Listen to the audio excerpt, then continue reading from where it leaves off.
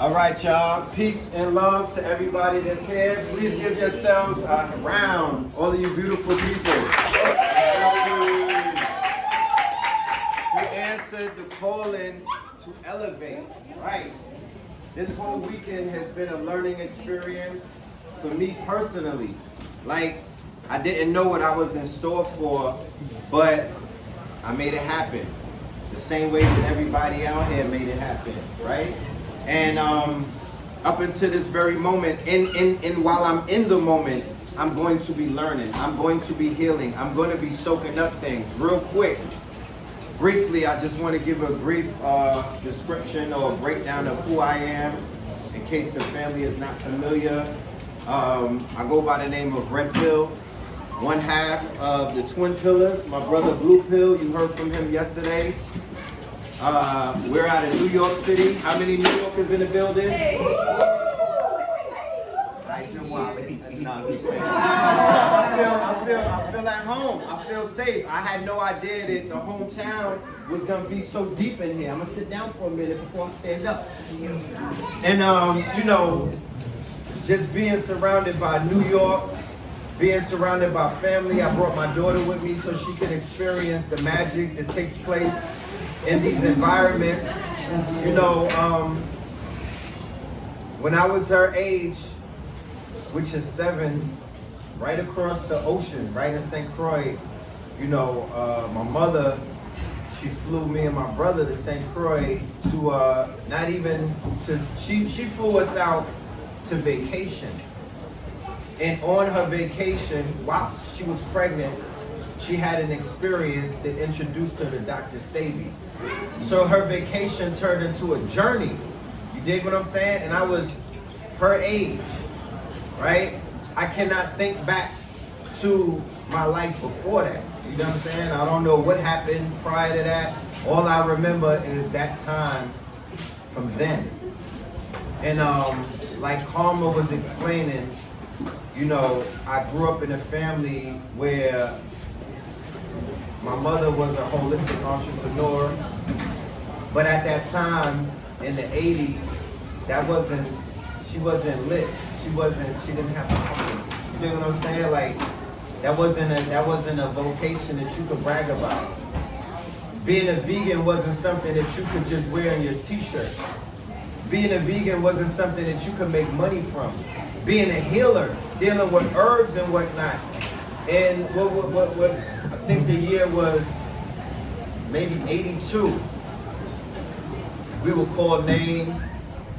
You know, there was a lot of trauma attached to veganism. There was a lot of trauma attached to wanting to heal, because, you know, people would make fun of it. You know what I mean? Like, oh, your mother eats rabbit food. You know what I mean? Like, who's eating celery? You know, and it was like just the aspect of a mother not having a 9-to-5.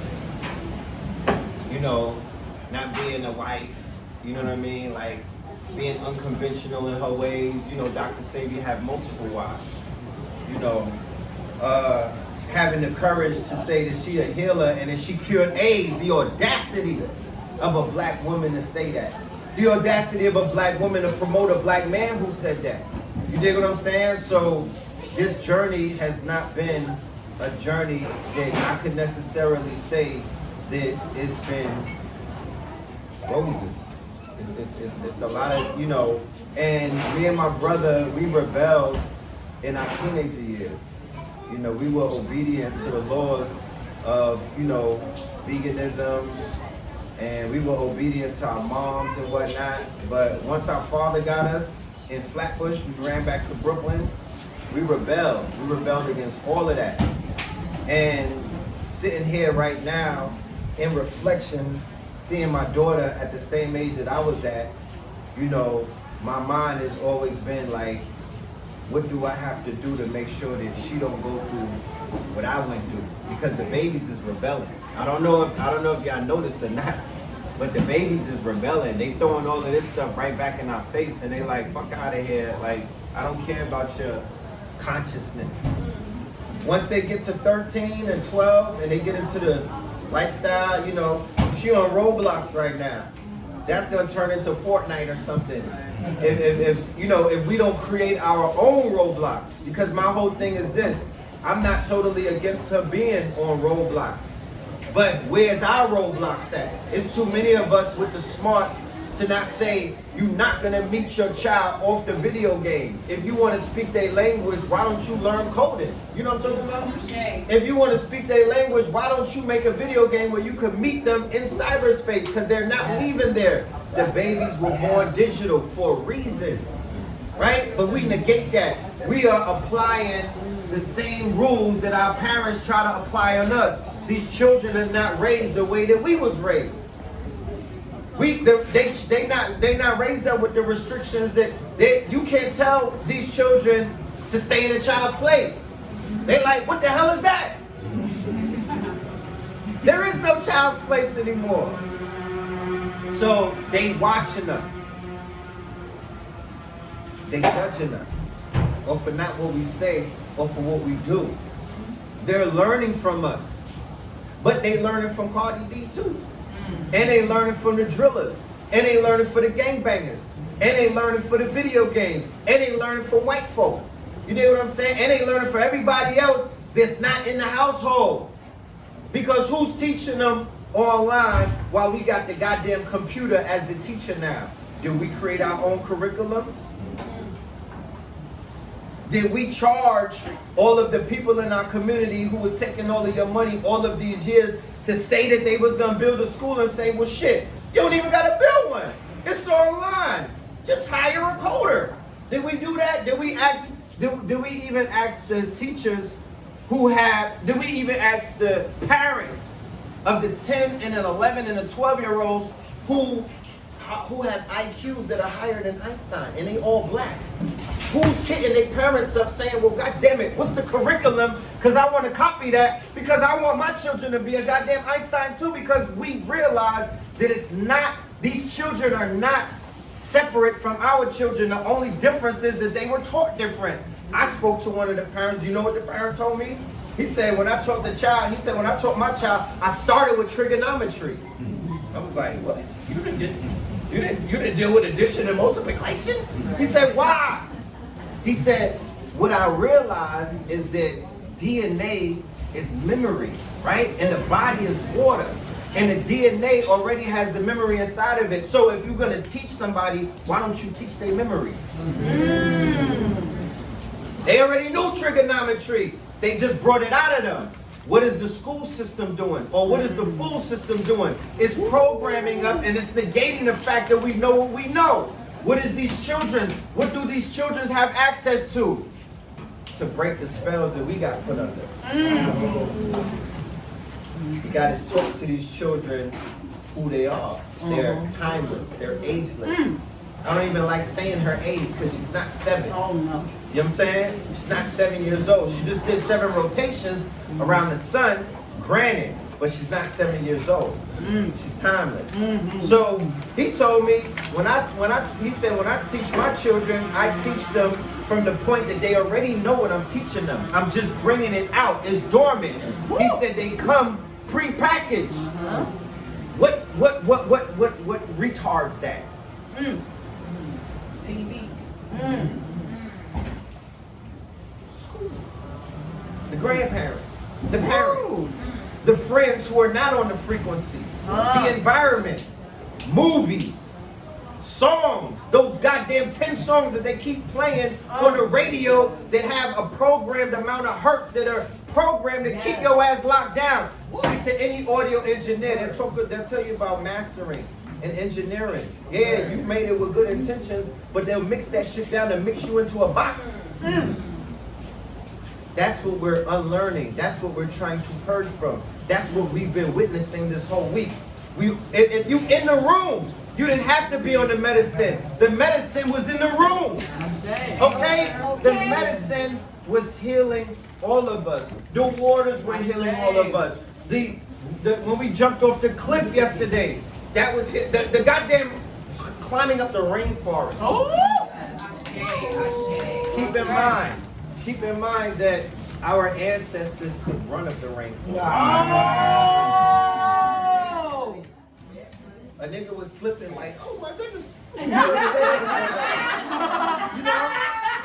the electric slide up and down the mountain. But our ancestors were running up the mountain, right?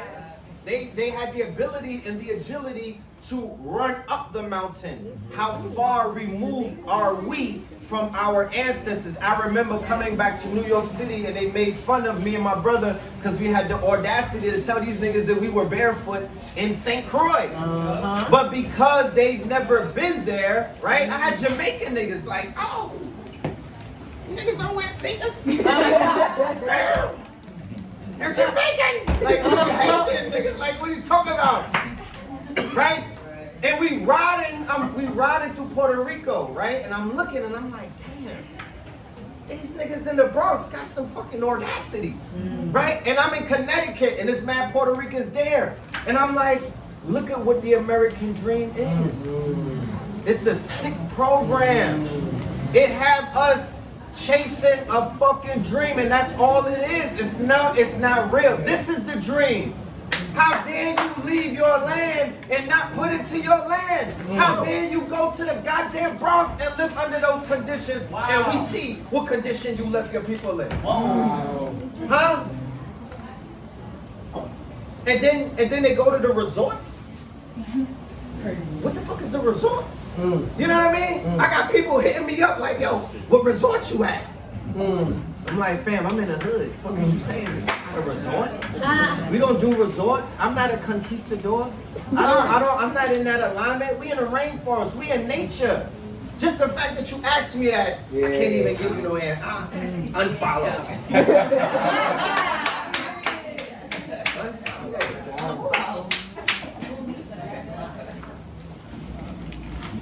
The Spirit told me to have this conversation. I have a prepared lecture on how to survive in the post-COVID world, right?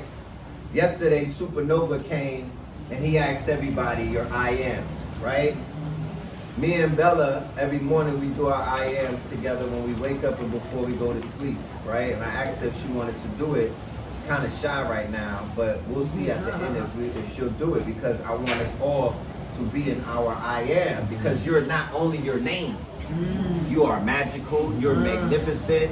Who saw Lovecraft County with the I am episode with Hippolyta?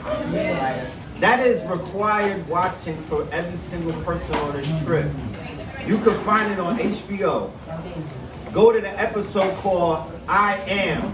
In Lovecraft County, there's a character named Hippolyta. This thing brought tears to my eyes when I saw it.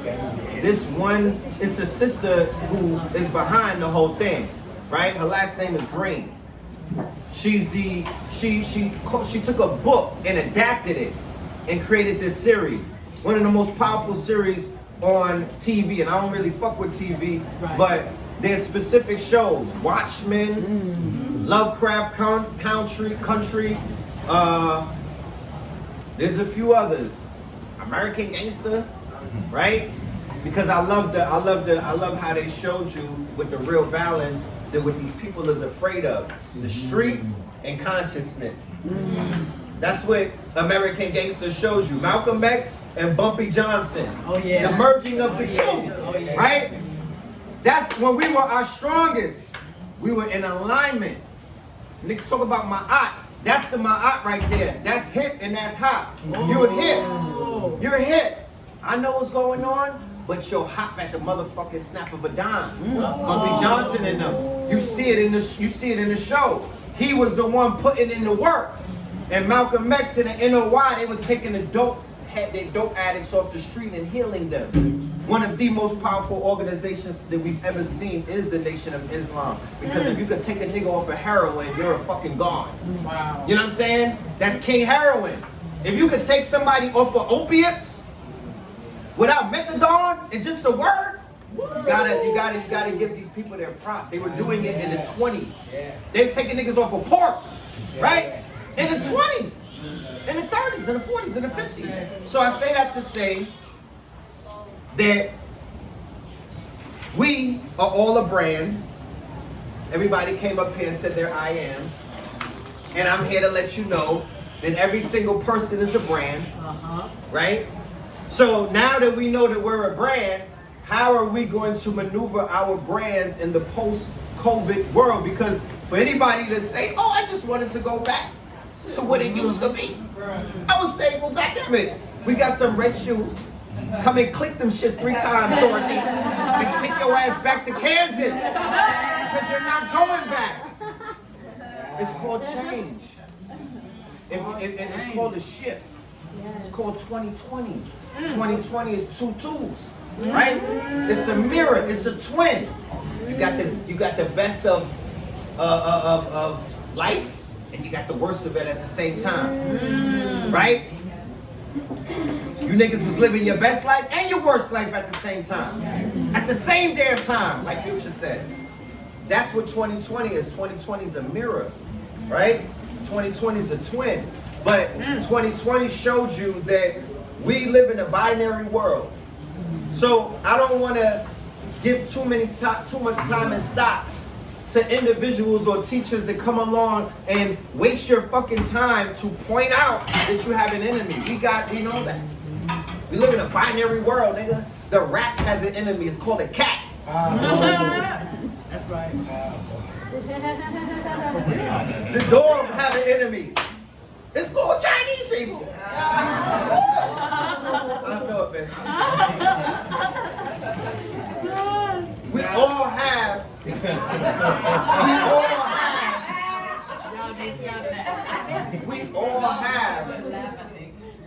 an antagonist. That's right. Do not waste time trying to point out that fact. We live on a binary planet. Male and female. AC/DC. Negative, positive. Right? And in the middle, there's always the hidden one, the Trinity. Right? This planet deals with polarities. But going into 2020 onward, it will not be necessarily a binary planet. It's going into quantum. So be prepared for all kinds of things. It's no longer 1 and 2. It's 1 and 2 and 3 and 4 and 5. So mentally, how did you prepare yourself for that? With the lockdown. Karma said that the ancestors told her to be still. What the fuck could slow us down? But a lockdown. When we came into Puerto Rico, I thought they was gonna be in the streets, letting off AKs, you know what I mean? Bang, you know, I just thought I was gonna see something crazy. But we came in about midnight and all of the lights were out, right? Everybody was still. It was just a lockdown. So individuals were in their humble abode, dealing with themselves, right? And you just might happen to have to look at yourself in the mirror, right? And when you do that, then you have to face yourself. And when you face yourself, that's when the healing takes place. So, I remember, I used to be a promoter, standing on people's couches. I could not sit in the house because the shit would eat me up that these niggas was having fun without me. That something was happening and I wasn't there to be in the middle of it. Right? I remember being in this community and I couldn't miss a lecture because somebody was gonna say something that I needed to hear.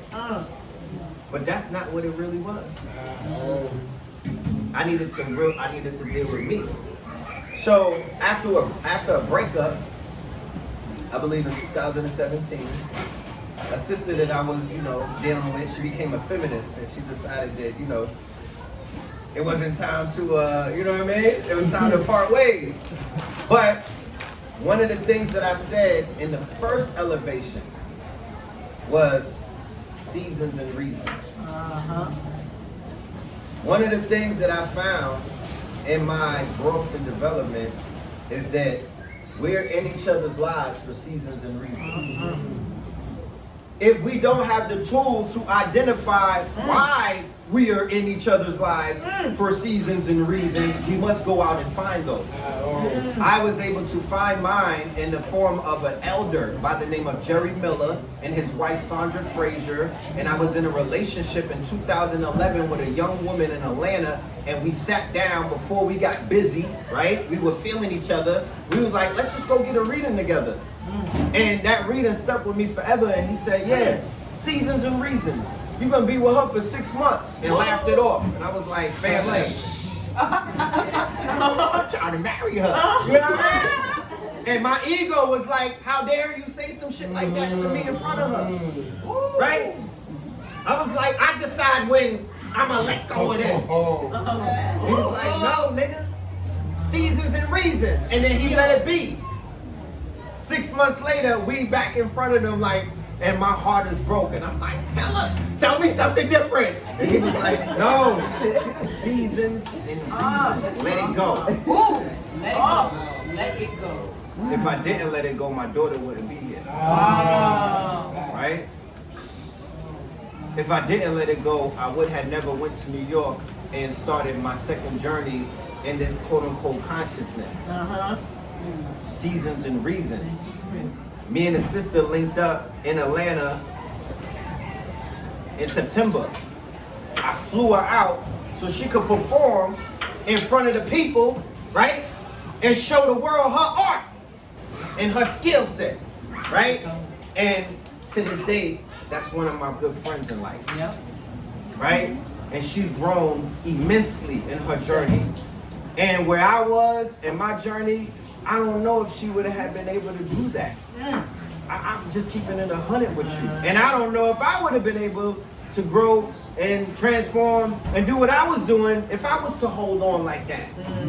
So it was a season for a reason, right? So we are all in our lives for seasons and a reason.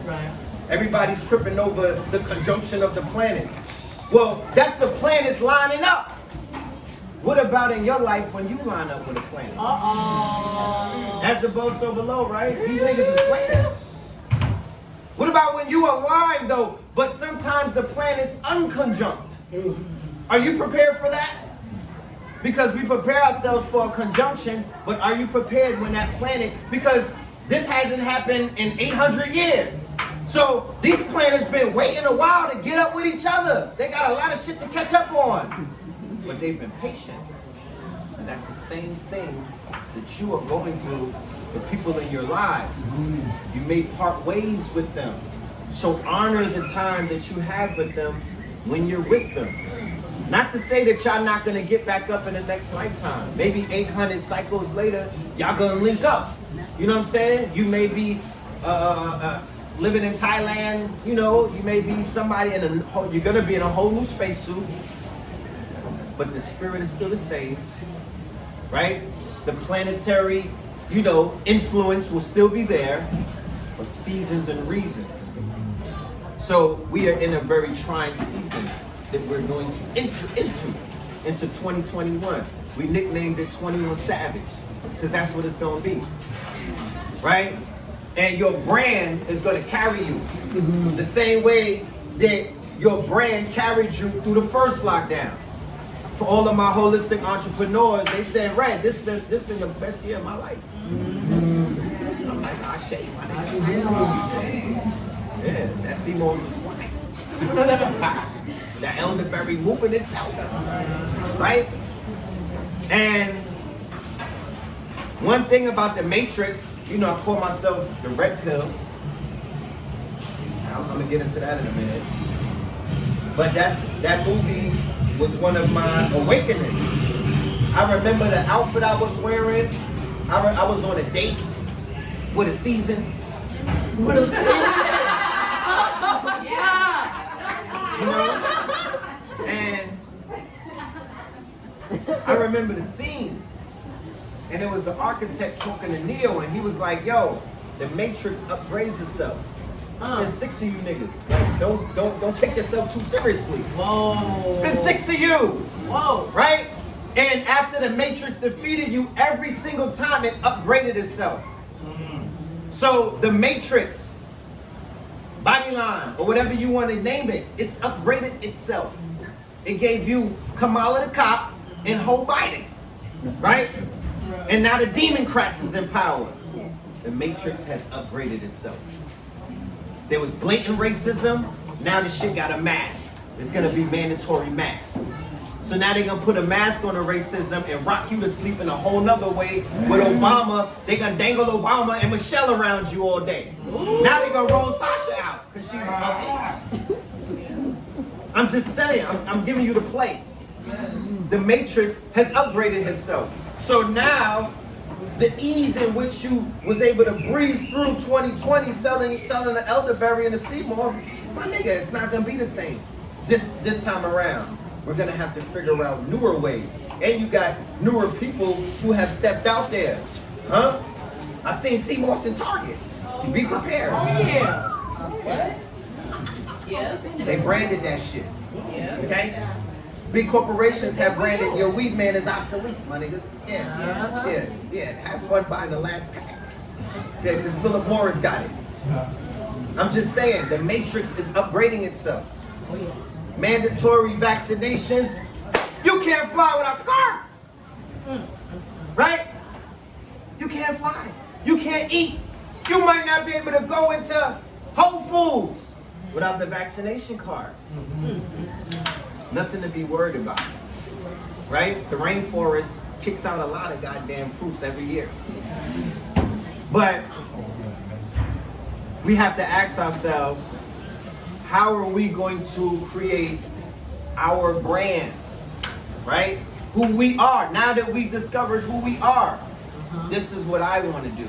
Right? Before we even get into the presentation, I want to get up here.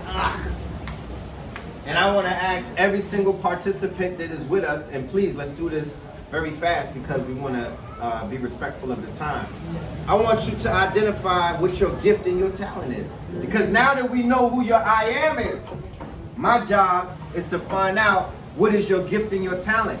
Because we've all been sent here with a gift and a talent. And to say that we have it is to deny your existence. Okay? Some of us are polyglots. We have multiple gifts and talents. We're Renaissance women and men. That's the time and the era that we live in. Don't be ashamed. Don't be shy. Don't hold back. Let it out. So I'll start with myself. I'm an artist. My hands, me and my twin brother, our hands, we were gifted with the gift of art by our older sister, my sister Nakiba. She taught us how to draw. And ever since then, I've been utilizing my hands to do what it is that I needed to express myself, right? Music, art, fashion, all of that is handwork. Jewelry, all of that is the handwork, right? My father's an English professor, so I've been able to, tap into the art of speech, the art of writing, the art of literature, the art of being able to even understand what I'm reading, right? There's a whole bunch of other things, but I would stop there.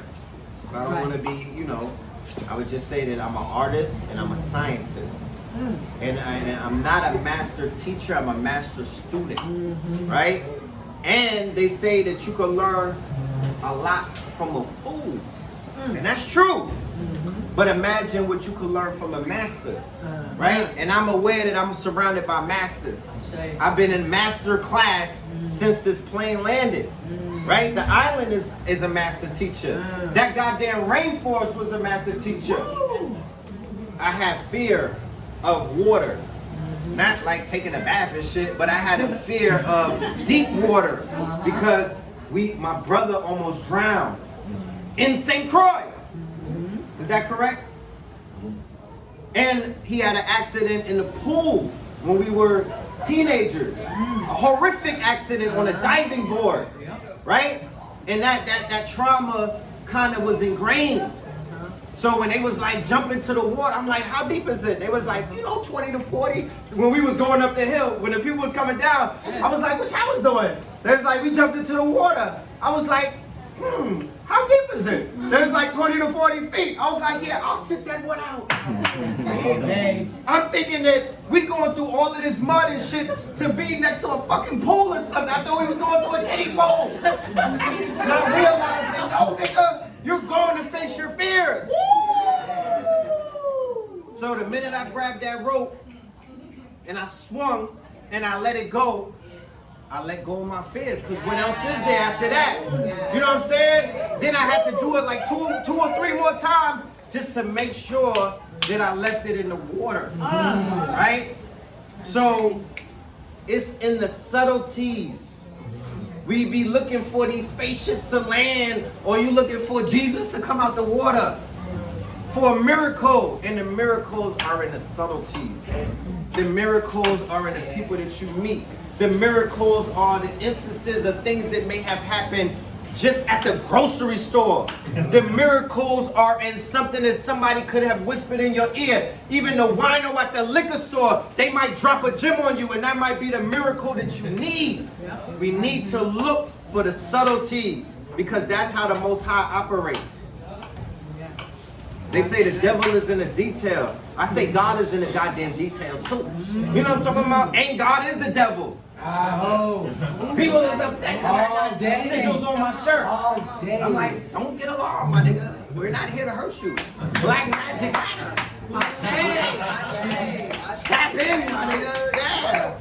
Go in the cave or something, you know, spend the night, my nigga, like, black magic matters.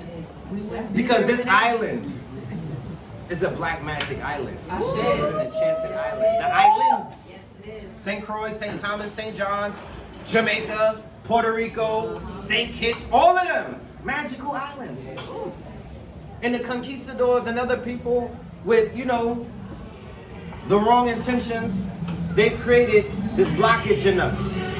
They created this fear campaign. They created this quote unquote illusion of a boogeyman. And now we scared of ourselves. Scared of Abuela. We scared of Abuelo. You know what I mean? We scared of dark skin. Shit like that. We scared of the dark. A lot of us, I'm gonna keep it a buck. I was in the rainforest like, shit, if the lights went out, what is a man to do?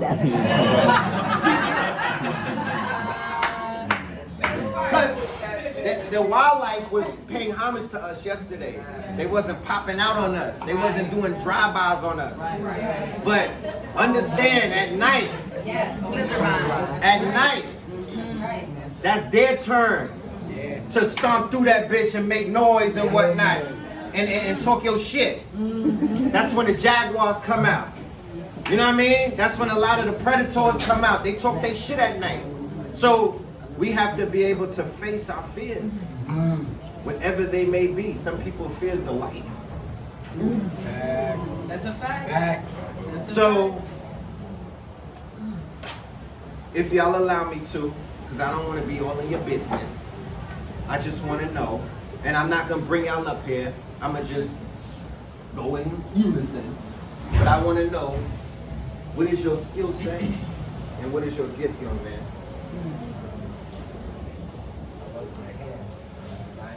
Dope.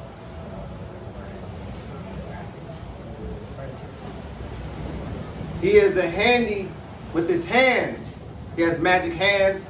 He's a graphic designer, and he designs things like furniture, and he builds. He's a builder. Facts. You, sis. Counselor? Yes. Facts. She's a seer, right? That's her gift. Yours?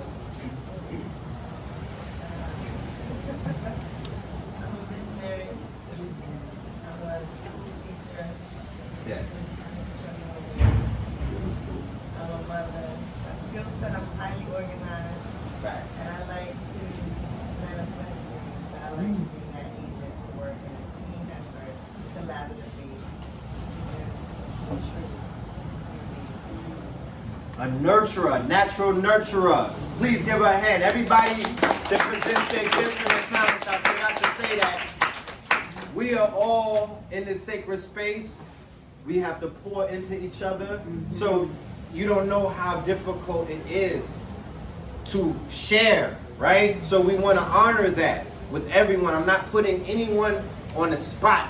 I'm just letting y'all know. I mean, I have a lot of, I gotta rent energy, but no one is on the spot. All we're doing is, and I want you to write it down when you identify your gift and your talent and your skill. Because I asked the brother before, what's your talent? He was like, he gave me his occupation. It's like, that's great. But what happens if you get fired from that job? Are they gonna fire you from your gift? Are they gonna fire you from your talent? Are they gonna fire? No, that's your occupation, sir. What's your gift? You dig what I'm saying? No one can take your gift from you. No one can fire your talent, right? I remember when my daughter was born, financials wasn't doing what they were supposed to do. I was like, you know what? I'm gonna hang up the ark and go get a job. I'm gonna go into Clark Kent mode, because that's really what it is. I'm gonna take the cape off and I'm gonna just go into Clark Kent mode, because unlike the other superheroes, Clark Kent is a superhero or a Superman trying to adjust, right? In the world of humans. He's different than the other superheroes, right? So Clark Kent is clumsy. He trips over himself. He's aloof, because you got to try to be human when you're here. If you're not from here, He's got to be ground. He's got to ground himself. he got to ground himself, right? But when he's Superman, he's out of here. Somebody said, "Don't meet your heroes." Don't beat your hero. I mean, it is what it is. I say, granted, meet your Herudo. Right? It's a difference. Hero is taken after Hercules. And if you do the knowledge about who Hercules is, you won't never want to be a hero.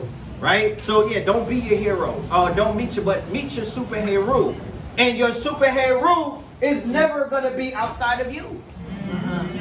Right? Reflection. I might remind you of something, but it's something that's inside of you. Right? We are all reflections of one another. You can't be you're only in one body. But what if you got 99 attributes? So you're going to see 99 different reflections of yourself. But know that you're seeing you. Even if you see something that turns you off, that's still a part of you. So I would just ask, what is your skill and your talent? I would say I have money. If I had to narrow it down, I would say solution-based thinking. I'm a nurturer. I'm a intuitor. I'm a survivor. I have very survival-based thinking and solution-based thinking. Always moving forward to flowing like water. Okay, what's next? Or also this intuitive gift to plan. I call it like packing the baby bag in the morning, where every possible situation that could possibly happen, I'm prepared. A master planner, a nurturer, and a mother. I need to put that in, because all of the mothers, right? All of the mothers. Gifts. And that's a talent. Nurturing these babies, raising them up until they can raise themselves.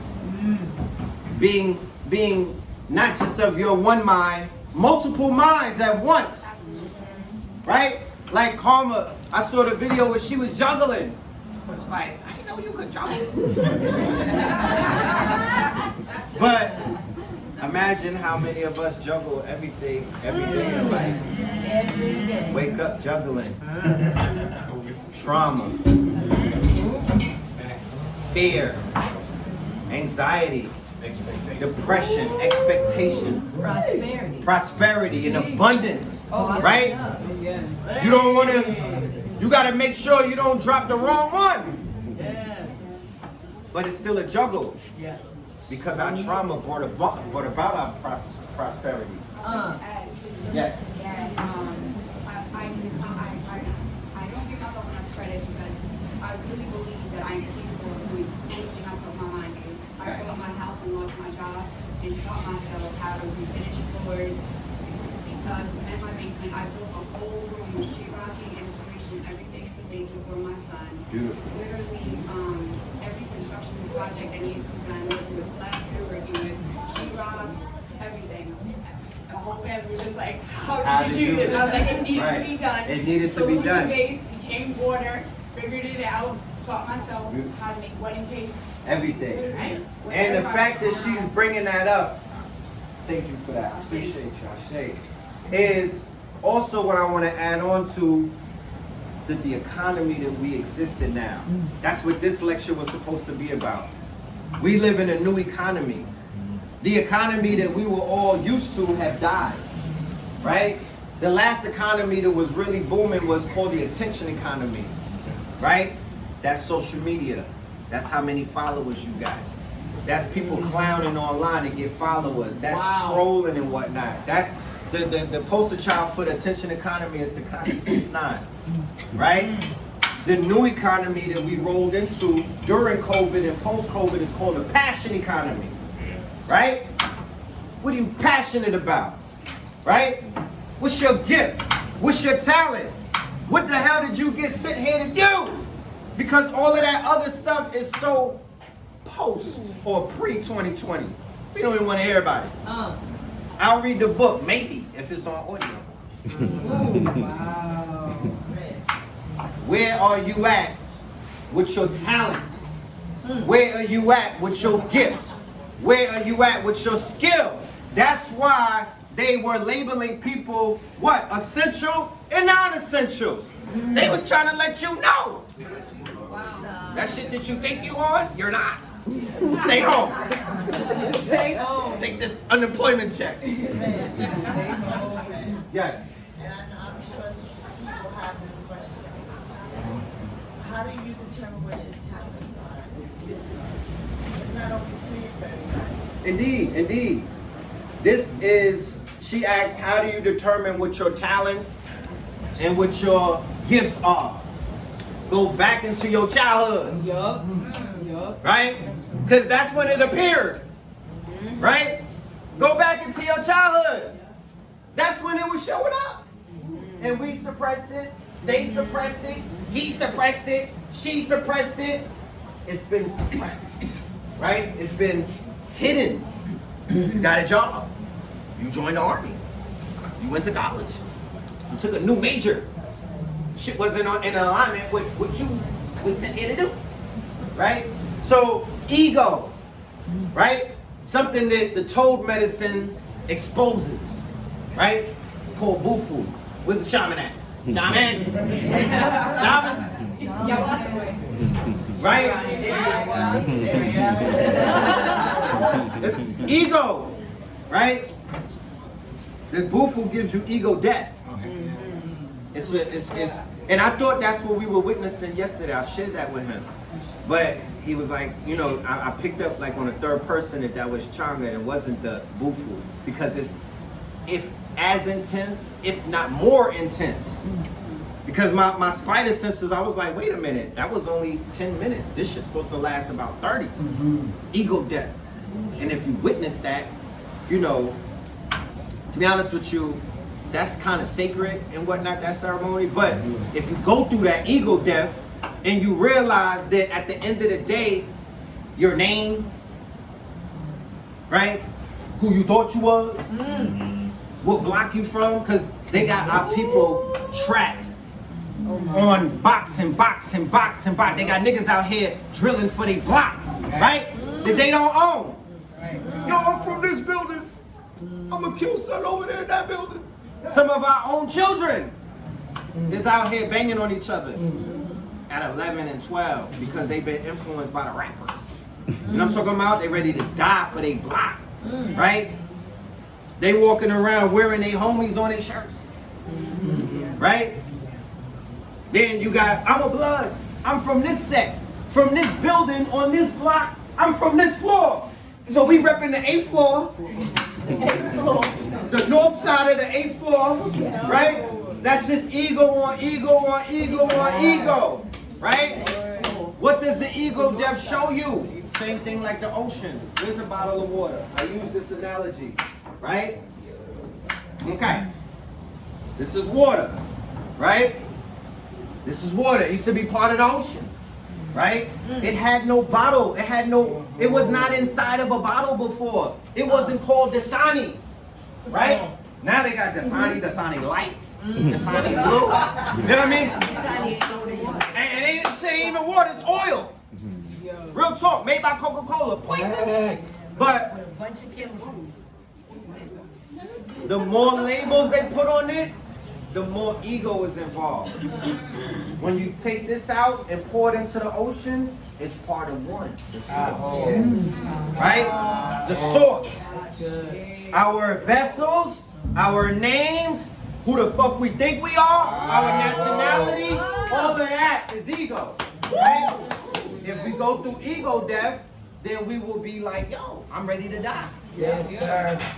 I promise you. Because you were taught that that was something to fear. And I'm here to let you know, God damn it, it's not. You go back to the source. And the source is all love. Facts. It's all love. There is no fear in the afterlife. That's a man-made concept. There's no fear once you leave this body. Like I said, we're on a planet of what? Polarities. Binary planet. So if the universe is love, then it should have to have some hate on it. You understand? But there's no hate outside of that Van Anderen, whatever the fuck that belt is named. Yes. There's no hate past that. The hate or the fear and all of these other things, that's an earthly plane type of thing. Okay? Universal love. Like the jazz musician said, love supreme. So even tonight when we go through healing and when we get into the medicine, please, whatever anybody has been through or whatever anybody is dealing with in terms of fear, it's a natural situation. Nobody's here to judge you. But always focus on love supreme. Not unconditional love. I don't know what that is. Love supreme. Because love got conditions. Love supreme though. Right? Meaning that it's omnipotent, omnipresent, all around. It don't got no face. It don't have no gender. It don't got nothing. Because when you tap into the one, it ain't like he's, you know what I mean? He's not in the water doing a pop smoke dance. It's not a man. It's not nobody up there with a long beard on a cloud. You've been lied to. It has no gender. It's not even, you know, it's unexplainable. That's what it is. I'm trying to put words to it. There's no words to it. Yeah, fire. You know what I'm saying? Love supreme. That's what it is. So, the passion economy, right, was created by our ancestors. Real quick, King, go to that pyramid let me show y'all something real quick. Everybody, real quick, I want y'all to read this. Right? Oh, yes. Yeah. The Maslow pyramid of needs represents a person's basic needs from survival and sustenance to prestige and love. Right? As those needs are met, people strive to attain the next higher levels of the pyramid. The same happened with civilization. The need for cereals and vegetables by sheep herders brought about basic trade, say sheep for vegetables. As there were no more trading to do, people went further away in order to trade their produce. This gradually put people in contact for the benefit of fulfilling needs, which was achieved by these trade transactions. Next pyramid. Right? So, this is my thing. If we not as a tribe working to elevate each and every single one of us up the pyramid, we wasting our time. Right? If niggas is still stuck on basic needs, then what we got each other for? Why are you saying tribe? What's that? What's a tribe? Because tribes, when I see tribes operate, they operate like Susus. They operate like the Asians, the Koreans. They operate like the Indians. They operate like the Jews. You know what I'm talking about? They pulling each other up. And they don't want to talk about nothing other than you alright? And they're going to use you as a stepping stone to make sure they people is alright. Because they made a pact to do that. My thing is, what pacts are we making to say, F the world, it's all us. It's us against the world. It's tribe against everything. But can we at least get past our basic needs? So food, water, warmth, and rest. I was in Atlanta. I met mad homeless people in the community. They was out there struggling to get shelter. There's people out there struggling with their basic needs. Then I met people that they needed love. There's brothers out here asking me every day, Ray, I'm looking for a queen. You surrounded by them. Can I get one? I'm like, man, relax. Building the app, nigga, chill. Like, we gotta set that up. No, but in all sincerity, I've been having this conversation with the queens, even with the kings, about the need to fulfill the basic needs that people are calling out. They're yearning for companionship. They're yearning, they want to be equally yoked, right? They're like, yo, Fred, I can show you my inbox.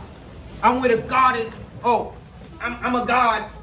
But my queen, you know, she ain't with that shit. She make me watch you, you know, after 12. I'm like, damn, treat me like Pornhub, my nigga. Like, I'm illegal now? They're like, yeah, you're illegal in my house. Because you're disrupting things. I don't want to eat her food. So she like, oh, you listening to that red and blue pill. You know what I'm saying? You want to be vegan. You don't want these lamb chops. He's like, nah, I'm good. So there's brothers that are asking me, should I leave my wife? Should I break my family up and come to Atlanta because you look like you having fun? I'm like, nah, you looking at it wrong. You know what I'm talking about? I'll never tell you to do that. You feel me? I made that mistake before. I never tell you to do that. What I'll say is, you have to be patient, right? And what you should be doing, family, is understanding what this is.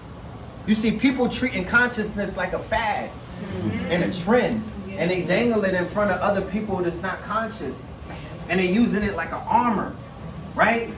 And then when a family member starts shooting back, they start running like, oh shit, niggas are shooting. But we are considered the black sheep, right? Black sheep for a reason. When a man who's in the armed services goes to war and he sheds blood and he kills in the service of war, he don't come home and share that with his household. You know what I'm saying? He not coming home like, yeah, you know what I'm saying? I had to shoot some little kids in the village. I blew this woman away because I thought that she was running up on me. No, he goes to a lodge.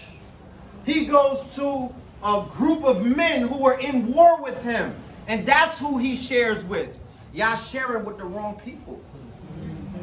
You in the Elks Lodge, like Kramer. What's my dude from Honeymooners? Remember Norton, Ed Norton and them? Ralph Cramden. You niggas is in the Elks Lodge and you're not realizing that you're in a fraternity, right? You are a part of distinguished gentlemen and women, but you're sharing that with people that are not ready for it. When the student is ready, the teacher shall appear. Stop putting elderberry on people that don't want to drink it. Stop forcing sea moss on niggas that's not ready to sea moss it up. It's enough people that want it and need it that you could have been focusing on. Here's an example. We all signed up on a syllabus to go to college. It was trigonometry 101. Right? And the professor had a packed room of people who signed up to get some trigonometry. So he opens up on his first day, he sees the whole packed room. It's one of those winding auditoriums and whatnot. He tells the class, oh, I'll be right back. He goes into the hallway and tries to stop every single person that's going to their own class to try to get into trigonometry and ignored his own class. That's what y'all sound like, trying to push this consciousness on people that they ain't asked for it. You got a packed room. They need your teaching. They need your lessons. They need your companionship. They need you. But you so focused on trying to get everybody in, let them finish their other courses. They might come in another semester. That's all that is. You know what I'm saying?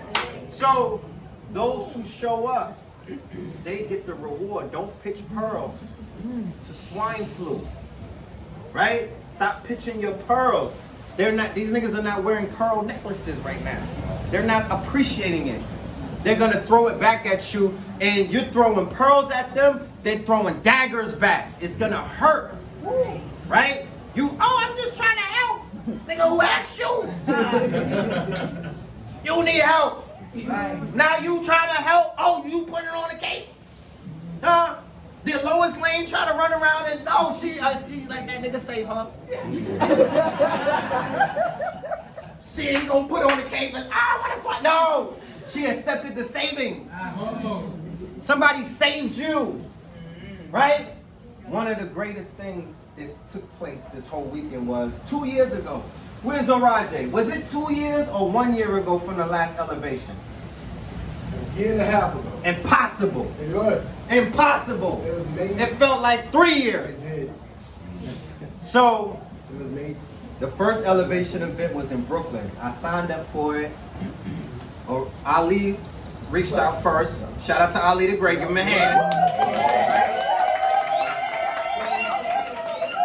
AKA the fucking shadow boss. He be in the cut. He reached out. Then Araji reached out and was like, elevation. It was like, you know, okay, elevation. All right. What part do I come in at? Like, where do I come in elevation? He was like, yo, and this was just right after the Nipsey Hussle thing. Me and Blue went to LA and had a reawakening. Met Nipsey's mom, saw him get buried at the ceremony, the coronation, I call it. Tapped into that whole Los Angeles energy. You know, linked up with Queen of Four out there. And I was like, wow, this is, you know, the marathon continues. This shit was, you know, it was speaking to me like, you know, there's something going on right now. Like, this man didn't die, he ascended.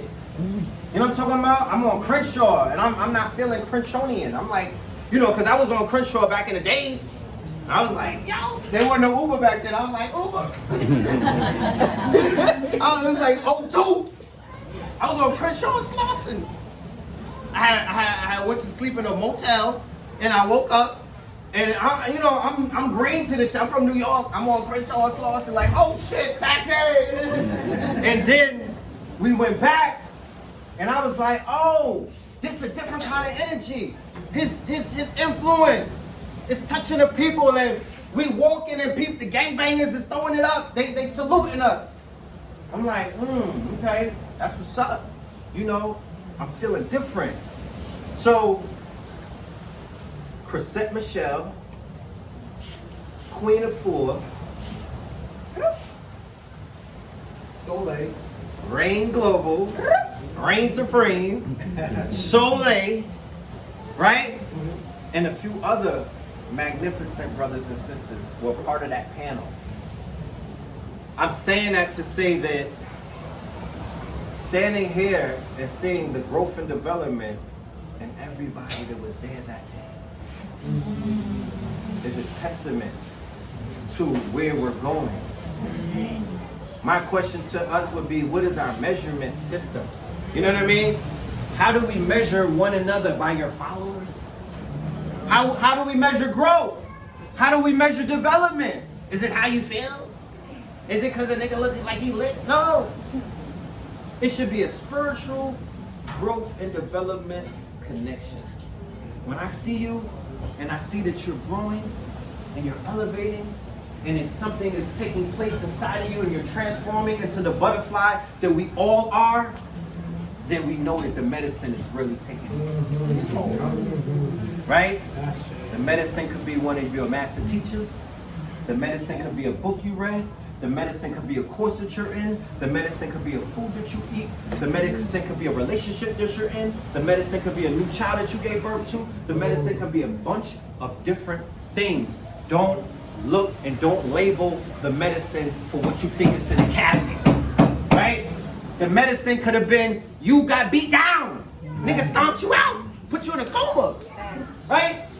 You got cheated on, right? Because there's some bitter medicines. There's some sweet medicines. There's some medicines that if you take too much of it, your ass will die, right? So our goal is to climb the pyramid. What the passion economy has done is to put us on the top of the pyramid, okay?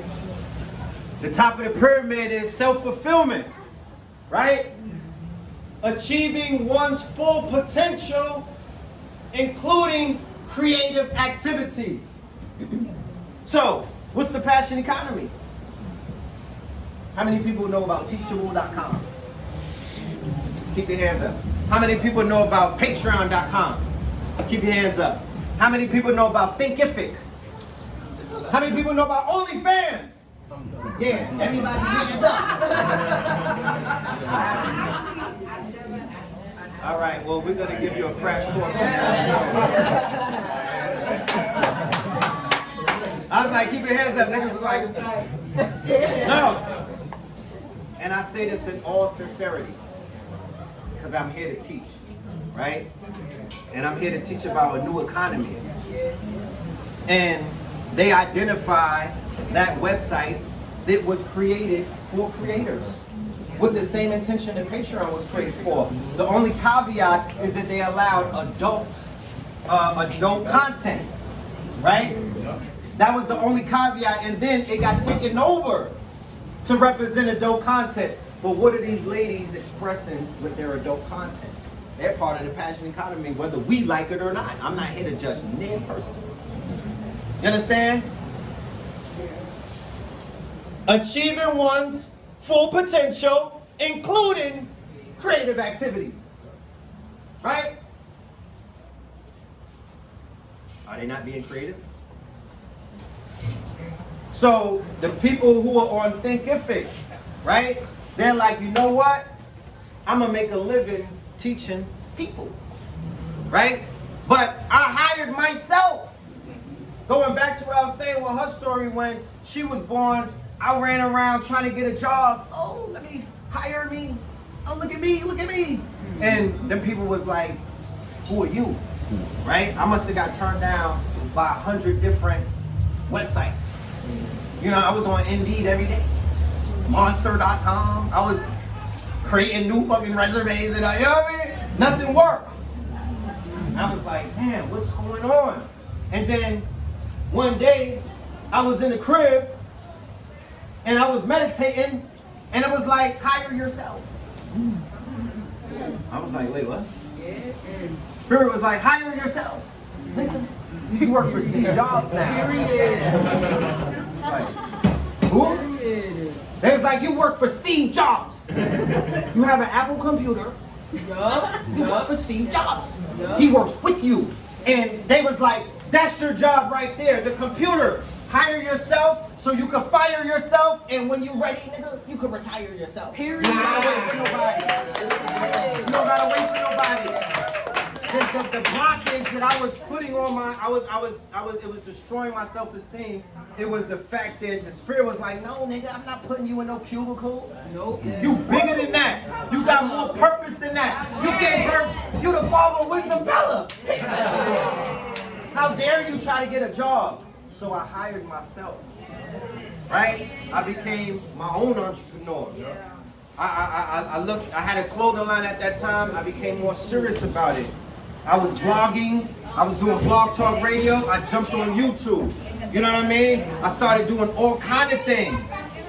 But all of the programs from Keynote to After Effects to iMovie, all of the programs that I needed to write a book was right there. Yep. All of the programs to edit a video was right there. So as I put more time into this computer, things began to change in my life. Yeah. I began to see more of my purpose. You know what I mean? My esteem began to build back up. I was like, oh, you your only boss. Right? So where we're at now, versus where we were a year ago or 2 years ago as a people, economically speaking, is that if you can identify a skill set, it don't have to be better than nobody. This is not about competition. There's a billion women on OnlyFans and they're not caring about who the hell is twerking on the next page. They getting it, they doing what they gotta do. Right? There's a million people on Patreon. And they're not lowering their expectations because there's other people out there that have Patreons. There's a bunch of people on Thinkific. There's a bunch of people on Teachable. Nobody's worried about the next person. They're saying to themselves, go to scroll. There's a theory that's called the 100 fan theory, right? Go forward. The 100 fan theory, right? Move, yeah, a little further. It's down the line. The 100 fan theory is a formula that they've created, right? FYI, you know, I'll get this to y'all if y'all want it afterwards. No, I'm dead ass because Bella. You good, mama. Thank you. Afterwards, this is an ebook, but it's free of charge for everybody that's here tonight. Just because I want y'all to get this information. Y'all need this. But I'm going to speak it out. And then when you get into it, you'll understand, and understand all of the... It speaks for itself. You don't need me to explain to you what's going on in the world, right? But there's a theory called a 1,000 fan theory, right? And I picked up on that theory back in the days. It's now been shrunken down to the 100 fan theory. And it was given to like people who are independent artists and whatnot to say that if you have 100 fans that spend $100 with you every year, you all right. You know what I mean? Well, no, it was 1,000 fans and they spend $100 with you. Now it's 100 fans spending $1,000 with you a year. You're gonna be all right, right? Focus on them. You know what I'm talking about? Person got billionaire just put up a post that said if you have 15,000 followers. Was it 150,000? Huh? 100,000. If you got 100,000 followers and you don't got 100,000 in the bank, what's going on? Now we're entering in the near future where they're going to be able to monetize that. Okay? But, you know, that's not where we are right now. So there's people with a lot of followers, but it don't add up. Focus on those 100. Focus on those 1,000. Focus on those who are focusing on you. Pour into them. Build them up. Share your truths with them. Right? Share your talents and your gifts. Don't chase the white rabbit. Who cares about all of the followers? I'm here to let you know fame is a drug. Don't try to be on drugs. It's not worth it. I would do anything to get my face back. You understand? Because my daughter tell you, we walked through airports. We hopped out of the Uber one day in Atlanta. The crossing guard police knew me. Then we went to TSA. I'll go through the goddamn metal detector. You know what the TSA nigga said? Yo, Red, I need some oil going. Hook me up. You know what I'm saying? Then I went to the gate and the pilot knew me. So that's cool when it's all good. But when it's all bad, that shit is a horror story. You understand? I don't want that. I don't care for that. That shit didn't do nothing for me. It had her like, what's going on? So, but in this day and age of social media, fame is inevitable. Something you can't hide from. You signed up for it. You got to be able to live with it, right? And, you know, I just want to say that I'm going to pass the mic to a brother, a very powerful brother who is part of a movement that I'm a part of called Paradigm Shifters. This brother invited us to St. John's 2018. That was a paradigm shifting experience in my life. I learned so much. I healed from that experience.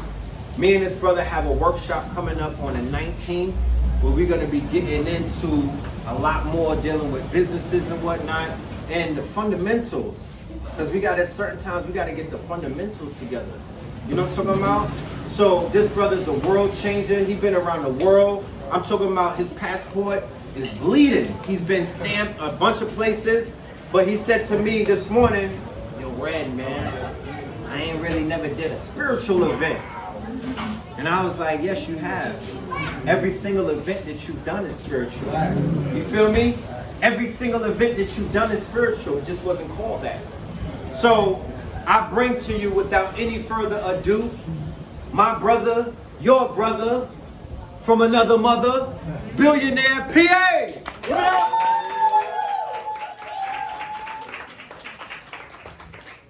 So first, before Billionaire PA go on, we're gonna make some announcements. Yeah. And no one leaves the room. So actually, y'all can all come in here, even though it's outside. That'll be great. Come on in. So we're gonna make some announcements. While we're making the announcement, the kitchen is preparing the food for everybody. So y'all gonna hear them juice, right?